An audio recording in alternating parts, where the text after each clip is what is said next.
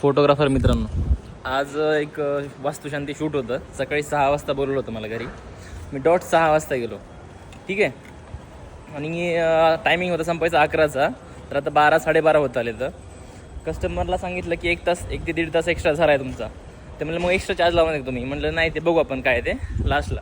तर एक सांगणं आहे तुम्हाला की असे बऱ्याच वेळ झालं आहे की कधी जर अर्धा तास 1 तास आपल्याला लेट झालं जायला, तर कस्टमर काय म्हणतो, तुमचं डेबिट मारणार, तुम्हाला पेमेंट कट करणार आहे.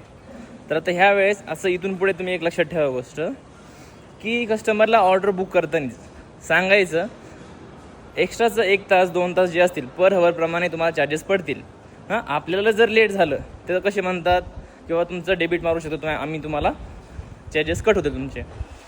आपण पण एक रूल आणूत, एक नियम बनवूत. एक्स्ट्रा टाईम झाला तर आपला तो स्वतःचा टाईम जातो ना, त्यांचं तर काय घेणं देणं नाही आहे.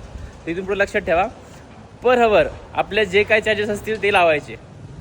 तर कुठेतरी सगळी सिस्टीम डेव्हलप होईल आणि सगळं मेंटेन राहील. चला.